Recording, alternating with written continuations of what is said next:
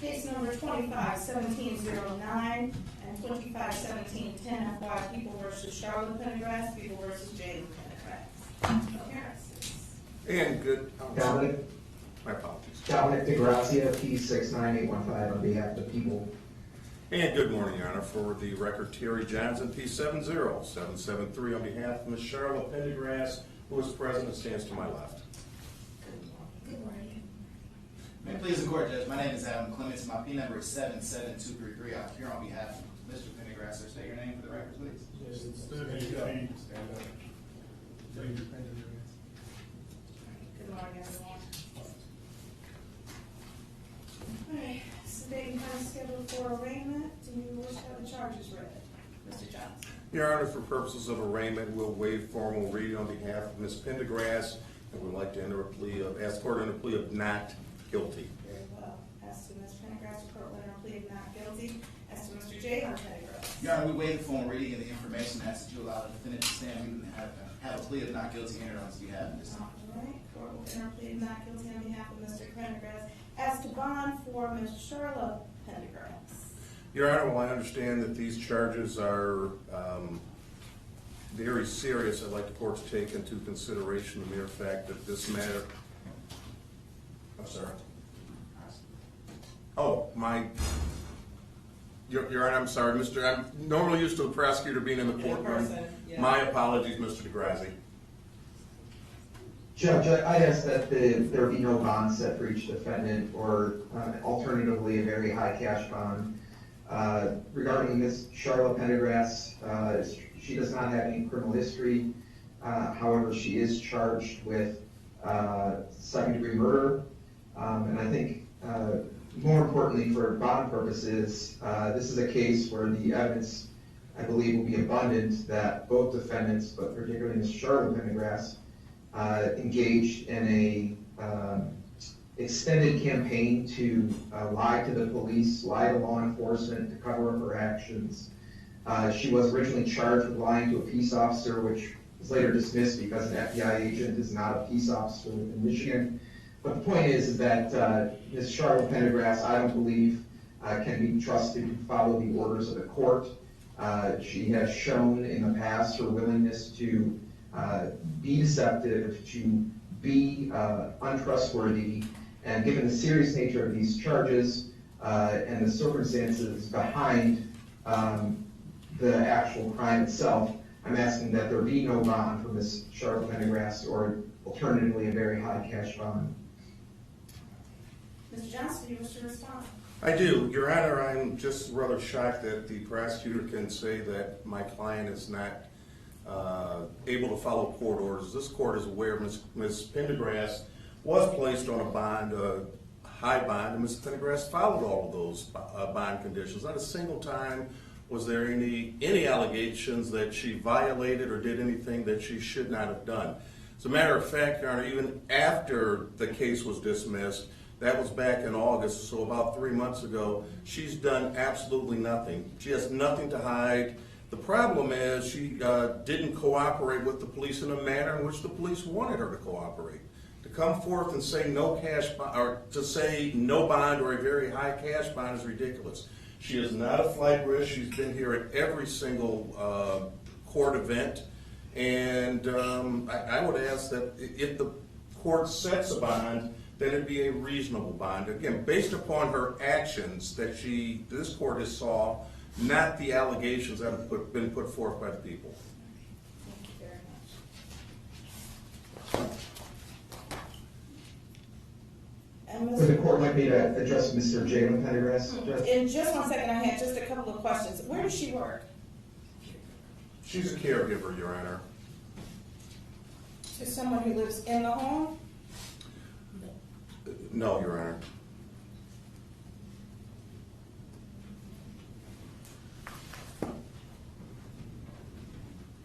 And the address we have for her on Roth, is that the best address? What street, Your Honor? Roth. Okay, so Mr. Johnson, if you can make sure we have an updated address too for her? I will take care of If that's that. not the correct address. Then the address that is correct, how long has she been there?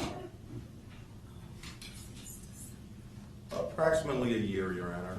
Is this the address out county, outside of Inkster? Whatever her current home address is, how long has she been associated with her current home address? Oh, over a year. Okay.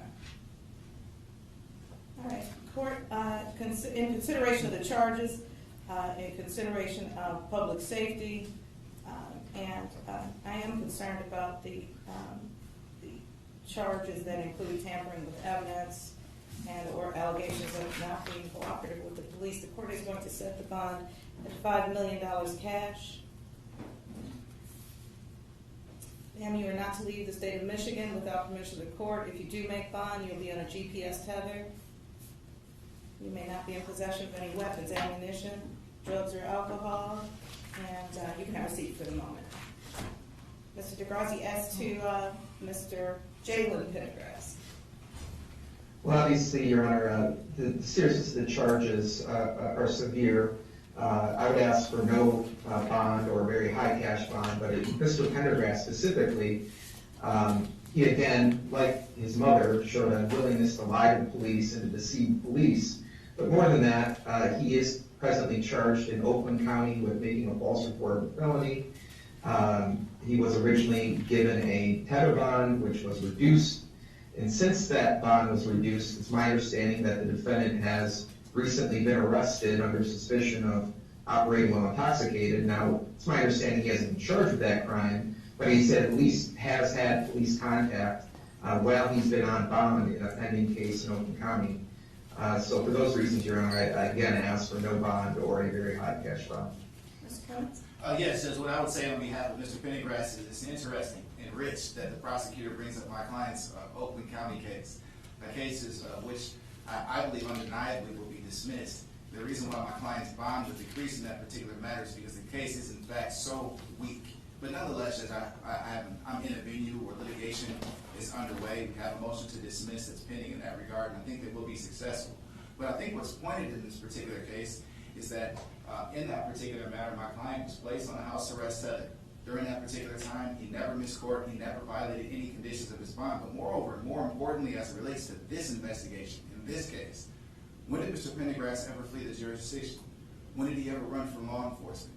When did he ever refuse to come in and meet with them? And it's news to me that he ever provided any false statements. I'm sure Mr. DeGrazia will give you some discovery to that effect. But I've never seen any of that information to suggest that he's provided any false information to law enforcement. So rather than attack a criminal history, the prosecution is asking the court to look at allegations that didn't even lead to a charge as it relates to an OWI. And that's purposeful. And the reason for that is because my client has no significant criminal history that the prosecution can point to. He's been compliant throughout this entire ordeal. So to somehow suggest that he would be a flight risk when he's never fled or done anything to that effect suggests that he's a flight risk simply because we've decided to charge him after 6 months. So what I'm asking the court to do in this particular matter is to consider the fact that if a defendant is compliant all the way through, retains counsel, and does everything that he's asked to do, at what point do we actually respect the fact that he's presumed innocent? I'm asking the court to set bond in this particular matter at $100,000 cash surety. My client can go on a house arrest tether. He's not employable right now. We don't have any objection to him being on house arrest, and he's already demonstrated that he can comply. But more compelling than anything, judges, he's looking forward to having an opportunity to finally have his name cleared. We want the evidence to be brought forth just like everyone else does, because as of right now, only the prosecution has that evidence. We've never seen anything that suggests that he's broken the law in relationship to the death of London Thomas, or that he's obstructed justice in any way at all. So for those reasons, Judge, I'm asking for a fair and reasonable. Thank you. Very good. Okay, considering the factors that this court must consider in order to set bond or any type of pretrial release, given the nature of the charges, was Mr. Pendergrass working at or around the time of the incident? And if so, where and how long? Well, at the time, at what period of time? Back in April. Well, he wasn't allowed to work, Judge, once he was charged in Oakland. Okay. What was he doing before then? Where was he working? He was not working. Okay, gotcha. All right, and so the court is going to remand Mr. Pendergrass, set no bond given the nature of the charges. And we need to set a probable cause conference date. Is everyone available to zoom in for a probable cause conference on the 22nd of October? What time will that be, Your Honor? 9 a.m. Yes, Your I'm Honor. sorry, Judge, I didn't catch that date. October 22nd, 9 a.m. for PCC on Zoom. On behalf of Ms. Pendergrass, Your Honor, I'm available, or will make myself available. Mr. Clemens? I made it work. All right, Mr. Degrassi, you're good with that? That's fine, Judge. All right, and,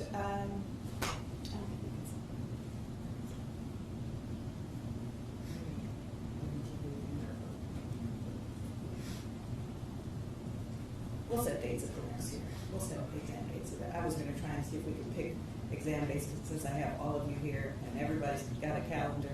Oh, I understand, Your Honor. I would hope, once we receive discovery, Then you'll have a better idea of how we need to schedule. yeah, hopefully I'll get it all this time. All right. All right. We'll see all parties back on the 22nd, 9 a.m. Thank you. Thank you, Your Honor. Your staff have a great day.